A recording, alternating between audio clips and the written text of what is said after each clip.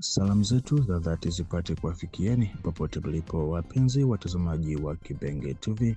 Tunawakaribisheni kwa mara nyingine tena kusikiliza awamu ya pili ya matangazo ya habari za matukio ya kila siku kwa yale yanayojiri katika mashariki mwa Jamhuri ya Kidemokrasia ya Kongo, katika sekta ya kisiasa na ya kiusalama pia.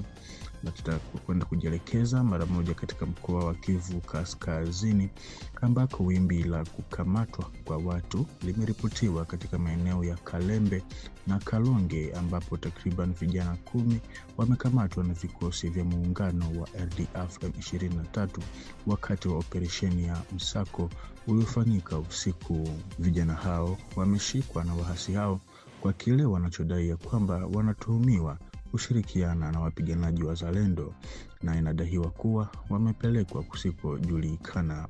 Familia zao ambazo hazijapata habari zao wala taarifa yoyote kwa zaidi ya masaa 48 sasa ama 48 zina hofu kubwa juu ya usalama wa maisha yao, na kama tunavyowajulia hao waasi, itakuwa ni vigumu sana kwao kuachia huru hao vijana, kwa sababu kwa wao kusema ya kwamba vijana hao wanatuhumiwa kushirikiana na wazalendo ni moja kati ya kisingizio cha makusudi ili wapate fursa ya kuwaua hao vijana ambao ni raia wasio na hatia yoyote.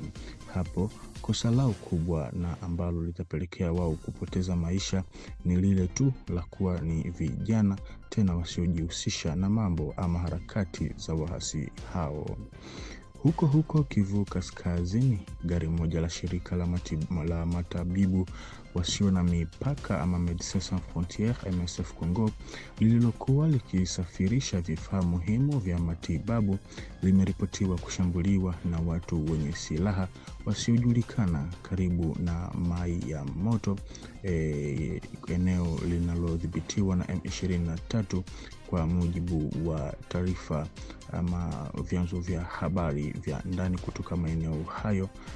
Na inasemekana ya kwamba msafara huo ulikuwa unajielekeza kuunga mkono shughuli za afya katika maeneo ya Kibirizi, lakini shambulizi hilo limeendelea kudhoofisha upatikanaji wa huduma hizo za afya katika eneo ambalo tayari limeathiriwa vibaya na mzozo. Na kama hilo ni eneo linalodhibitiwa na wahasi, yani hiyo ni ishara tosha ya kwamba shambulizi hilo limetekelezwa na wahasi hao wanaoungwa mkono na Rwanda.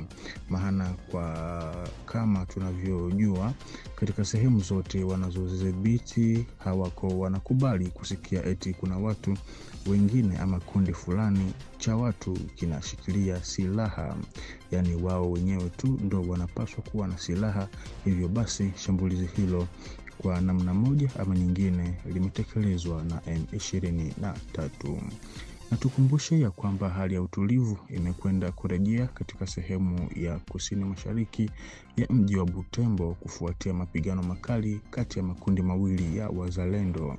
Kwa mujibu wa taarifa tulizonazo, usitishaji mapigano ulifikiwa baada ya ziara ya rais wa bunge la taifa kwa lengo la kuzuia hali ya taharuki au vurugu zaidi. Hata hivyo, kambi iliyoko Kasumbira inayomilikiwa na kundi la Victimes de Massacre linaloongozwa na Musa Nzingene limeteketezwa kwa moto. Kiongozi huyo wa kundi ameeleza kuwa aliwaagiza wapiganaji wake kujiondoa katika eneo hilo ili kuepusha madhara kwa raia. Na bado tu tukisalia huko Kivu Kaskazini, vikosi vya wazalendo vimechukua udhibiti wa mji wa Katoi hiyo jana Ijumaa tarehe 20 Februari mwaka 2026. Pia wapiganaji hao mashujaa wa kizalendo wamefanikiwa kuwasukuma nyuma wahasi wa M23 kutoka Konkwe, kijiji kilichopo katika grupema ya Kibabi ndani ya sheferi ya Bahunde mkoani Kivu Kaskazini mashariki mwa DRC. Na hii ni baada ya siku 4 za mapigano makali katika wilaya ya Masisi.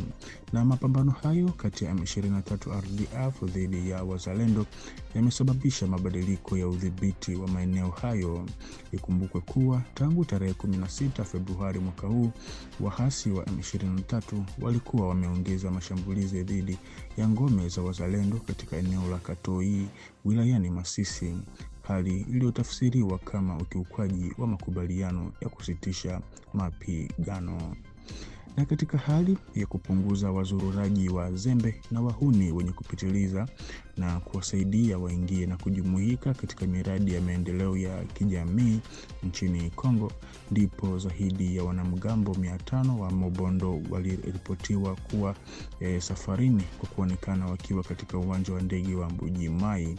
Kwa mujibu wa vyanzo vya Service National, wanamgambo hao wa zamani wa Mobondo walipelekwa katika maeneo ya Kanyama-Kasese katika mkoa wa Holo Mami, ambako watapatiwa mafunzo ya ufundi stadi katika fani mbalimbali za kazi. Na jambo hili sio kwa mara ya kwanza tunaliona nchini Kongo, maana hata baadhi ya vijana wale wahuni wa Kinshasa wanaoitwa Kuluna tayari kuna ambao washaga fanya mafunzo na kumaliza, na kwa sasa wanafanya maisha yao tena kwa kujitegemea kutokana na kazi za mikono walizofunzwa huko Kanyama-Kasese. Na kwa jambo hili, siasa ya serikali ya Kongo kwenye suala hili wanastahili kupongezwa. Nchi ya Jamhuri ya Kidemokrasia ya Kongo RDC inajiandaa kuchukua hatua kubwa katika sekta ya usalama kwa kusaini kwa karibu ushirikiano wa kimkakati wa kijeshi na nchi ya Marekani. Lengo kuu ni kuimarisha uwezo wa FARDC kupitia mafunzo ya kina, vifaa vya kisasa vya kijeshi na ushirikiano wa taarifa nyeti.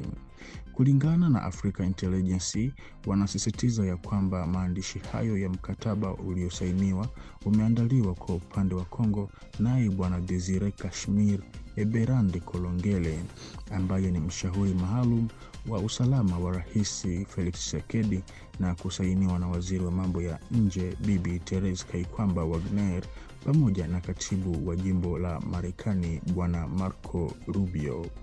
Maelezo ya kina ya hati hiyo iliyosainiwa bado ni ya siri, lakini inaweka misingi ya ushirikiano wa kiusalama wa aina yake kati ya nchi hizo mbili.